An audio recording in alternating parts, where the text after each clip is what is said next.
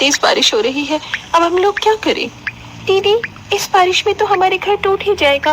देखो ना, बारिश तो रुकने का नाम ही नहीं ले रही। अब हम लोग करें तो क्या करें? ये बारिश जब तक रुकेगी नहीं तब तक हम कुछ भी नहीं कर सकेंगे। घर के अंदर पानी टपक रहा होता है। पांचों बहू पानी को रोकने की कोशिश कर रही होती हैं। जितने बर्तन थे, घर के सारे बर्तन तो मैंने लगा दिए और अब भी घर में पानी जगह जगह से टपक रहा है। देखो, घर के अंदर पानी भी भर रहा है। ये सारी परेशानियां अचानक से टूट पड़ी। पता नहीं मेरे बेटे कब आएंगे। एक बार मेरे बेटे आ जाएंगे तो सारी परेशानियां खत्म हो जाएंगी। मुझे उनका बहुत इंतजार है।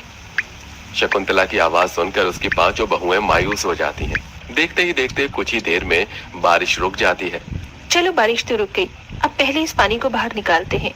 विशाखा, मेघा दोनों मिलकर घर के अंदर से पानी बाहर निकाल रही होती है। इसके बाद वो फर्श को धीरे धीरे सुखा देती है। चलो, अच्छा है तुमने सारी फर्श को सुखा दिया।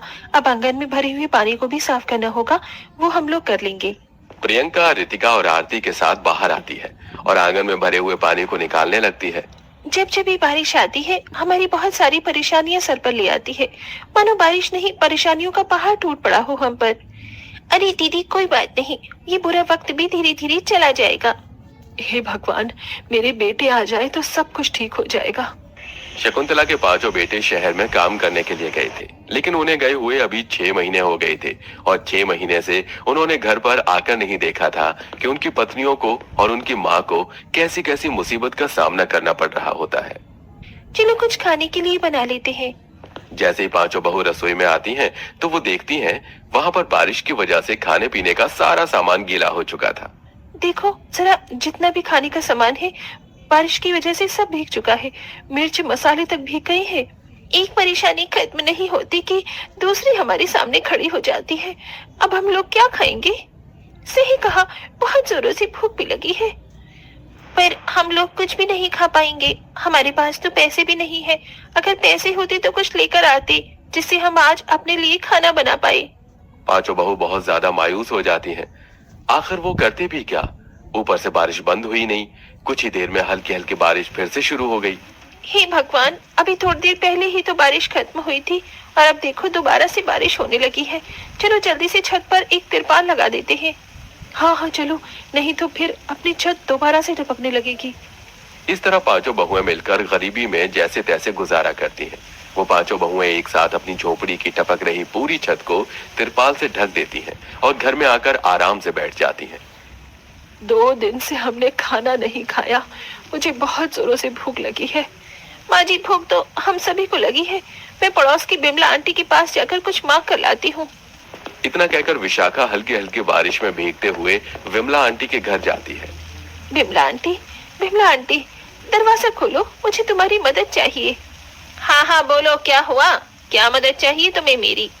बिमला आंटी, हमारे घर में एक भी खाने का दाना नहीं है, राशन का भी दाना नहीं। सभी भूखे प्यासे बैठे हैं। हमारी मदद करो और कुछ खाने को दे दो। अरे ऐसा क्या हो गया? तुम्हारे घर में खाना तक नहीं है? तुम 5 बहू हो, तुम्हारे मायके से कोई तुम्हारी मदद नहीं करता क्या? बिमला आंटी, हम पांचों तो पहले ही बहुत गरीब परिवार से आए हैं और फिर हमारे गरीब पति बेचारे जब से शहर में गए हैं वापस ही नहीं आए हैं। हमारी सास को इस बात का बहुत गम भी है।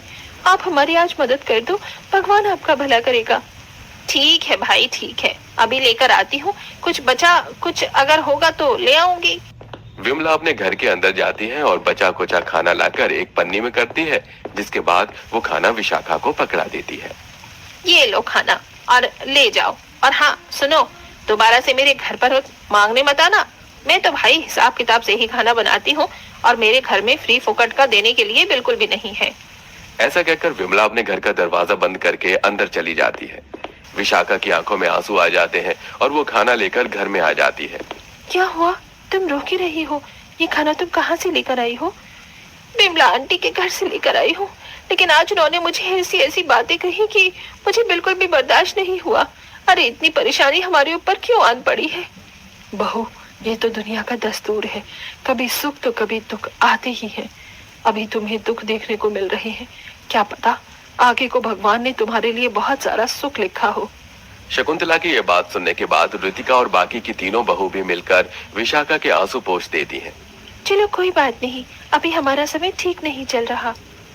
थोड़ा थोड़ा खाना खाकर पांचों बहू अपनी सास के साथ सो जाती हैं। अगले दिन जब सवेरा होता है तो वो देखती हैं कि उनका बिस्तर पूरा गीला हो चुका था और घर के अंदर बारिश का पानी आ चुका था। चारों तरफ पानी ही पानी नजर आ रहा था। हे भगवान, जरा उठो तो सही, ये देखो चारों तरफ पानी ही पानी नजर आ रहा है। मुझे तो कुछ समझ ही नहीं आ रहा, अब हम लोग करें तो क्या करें, सारे बिस्तर भी गीले हो गए हैं। लगता है रात को बहुत तेज बारिश आई होगी, तभी ये सारा पानी आंगन से घर के अंदर आ गया। चलो पानी बाहर निकालते हैं, नहीं तो और नुकसान हो जाएगा। पांचों बहू मिलकर बर्तन ले लेती हैं और उस घर से सारा पानी बाहर निकालने लगती हैं। लेकिन पानी निकालते निकालते मेघा और विशाखा रोने लगती हैं। आखिर और कब तक हमें ये परेशानी सहन करनी होगी? क्या भगवान को हमारी परेशानी दिखाई नहीं देती, या उनकी कृपा दृष्टि हमारे ऊपर क्यों नहीं बरसती? क्या हमने पिछले जन्म में कोई पाप किए थे? रोने से कुछ नहीं होगा, हमें अब नौकरी ढूंढनी चाहिए। अगर हम काम करेंगे तो अपने घर की मरम्मत करवा सकेंगे। घर में खाना भी नहीं है, हमें काम करना ही होगा। तुमने बिल्कुल सही कहा, हमें कोई काम ढूंढना चाहिए। पांचों बहू पानी निकालने के बाद मिलकर बारिश में यहाँ वहाँ काम ढूंढने जाती हैं। उन्हें एक फैक्ट्री में काम मिल जाता है, जिसके चलते वो पांचों पूरे महीने फैक्ट्री में काम कर करके पैसे इकट्ठे करती हैं और सबसे पहले बारिश से छुटकारा पाने के लिए अपने मकान की मरम्मत करवाने लगती हैं। लेकिन फिर से बारिश इतनी तेज हो जाती है कि घर में लगा सारा सीमेंट बारिश के पानी से बह जाता है। आखिरकार कब तक हमें ये परेशानी झेलनी होगी? तुम लोगों ने कितनी मेहनत करके पैसा लगाया, सारा पैसा पानी में बह गया। शकुंतला फूट फूट कर रो रही होती है। तभी उसके पांचों बेटे शहर से वापस लौट आते हैं। माँ, आप रो क्यों रही हो? देखो, हम पांचों वापस आ गए हैं और हम बहुत सारे पैसे कमा कर लाए हैं। अब आपको और हमारी पत्नियों को परेशानी देखनी नहीं होगी, सारी परेशानी खत्म हो जाएगी। हमें तो पता ही नहीं था कि तुम सब इतनी परेशानियों से गुजर रहे हो। हमारा वहाँ फोन चोरी हो गया था। हमें वहाँ ऐसे काम करवाते थे जैसे हम किसी जेल में काम कर रहे हो, और आप लोगों के पास तो पैसे भी फोन नहीं था। बारिश की वजह से गांव वालों के नेटवर्क भी कनेक्ट नहीं हो रहे थे। बहुत मुश्किल से जाकर हरिराम भाई से बात हुई, तब उन्होंने हमें सब कुछ बताया। देखा तुम पांचों ने, अब मेरे बेटे आ गए हैं। अब तुम्हें कहीं नौकरी करने की जरूरत नहीं होगी और ना परेशानियां देखनी पड़ेगी। सब